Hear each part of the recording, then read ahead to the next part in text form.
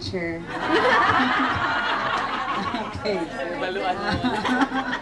Okay. So, now it has been said. Do you know that when we learned that in Cagayan de Oro City, the MPS of our NAT has not increased as much as that of the elementary, and you are all aware of that because during our start of your conference, I have presented to you our report card for 2010.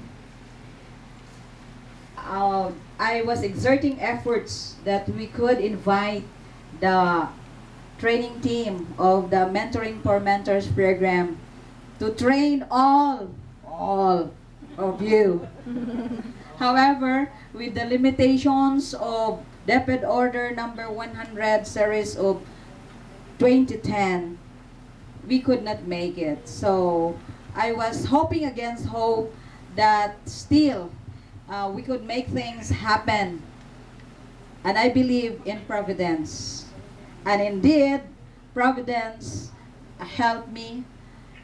Just one day, my best friend, Eden here, texted me that my friend, perhaps Jeanette loves you very much because she will look for ways and means that there will be sponsor for this training other than the DepEd funds.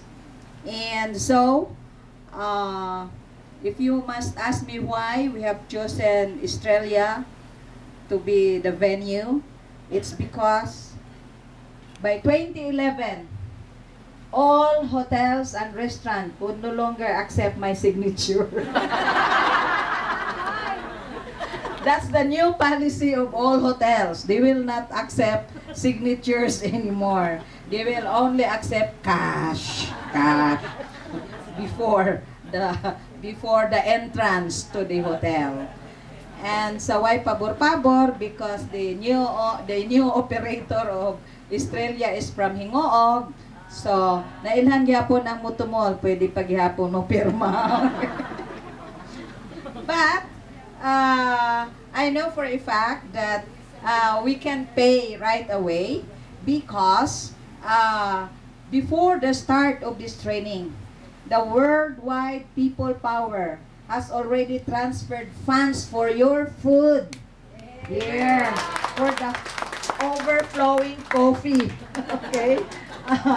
And all the things and all the amenities that you have enjoyed here, it has been paid for by good people from the World People Power. Special mention to Jeanette Rufino. Jeanette Rufino. If you must know, you already have had the run-through of what the World People Power is all about, then that is it.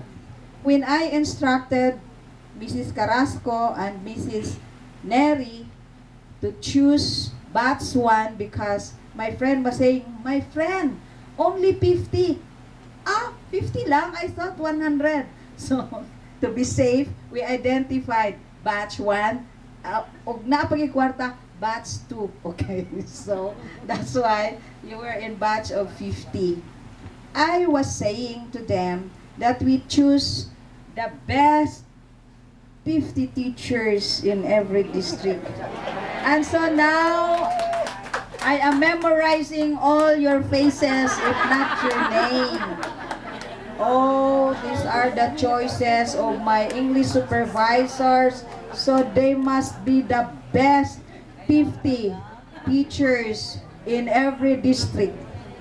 Now, I have to remove my eyeglasses so I could look at you eyeball to eyeball. And it could be said that when I go to your school, before Eve will be monitoring you, I'll monitor you first. And because, you know, I have gone through this also when I was in Hingoog City. I was just sad that one of you has already repeated the course. I was surprised why it went that way. But anyway, I'm glad that at this point of time, he made the best commitment ever. If you must know, their school has not been in the in the low performing school. Okay, it has always been in among the top performing school, secondary school, since 2008 until now. And I hope that with your retraining today, you will now be in a position to really mentor the other mentors in your school to start what you have learned in this course. And so, it is with all my prayers that the things that you have learned today will not be left in, in the handbook and in Estrella Hotel. Because after all, if you have already learned your foreign language, in Spanish, Estrella means star. And my favorite song is When You Wish Upon a Star. And so therefore, I'd like you to take home with you only the competency, skills that you learned in the 3 days training, but also implement it wholeheartedly. Believe that all of you are really the best teachers ever. Perhaps it's only that you have not been inspired to do the best you can. Now, I believe that there is always a brand new day for a good start. And the time to start is now. Okay, now. Because the National Achievement Test is one month from now. No? A good 1 month from now. I have already approved many of the matrices for review classes. But I was saying, if we have taught that well, we don't even need to review. So what I'm trying to say is if we have dedicated and has been so devoted in the way we teach our children, our students, so that they will have really gained mastery, then there's no need to review. I even question now the one voucher which I have just signed, because the SBM grant, school-based management grant of 50,000 was spent all for photocopying. What did you photocopy? 50,000. Oh my God! And so I have to ask our SBM coordinator, how did we approve the action plan for this? When in the action plan, it should have been a balance of what we do with our students and the materials that you need in doing your students, so that 50,000 is 50,000, and it could not just be spent for photocopying. What are you photocopying? So I hope that with what you learn with MMP now, you realize that teaching is not just photocopying. Or else you will come out all Xerox machines. And I will be the saddest person.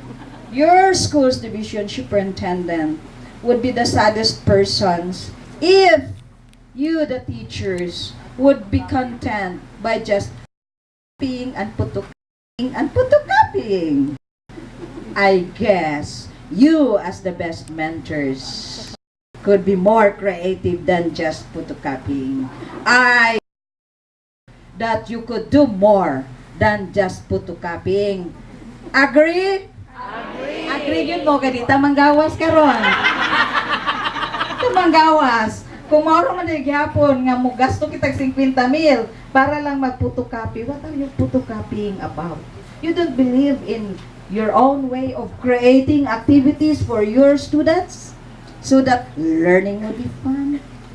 And so I hope that this time our classes in the secondary level would be more fun, even funnier than that of the elementary schools, because we believe that the adolescent students needs more challenges than just photocopying. And so I hope that today would be a start of another brand of teaching in Cagayan de Oro City secondary schools, and with the hope that we will have a kangaroo jump in the result of our national achievement test.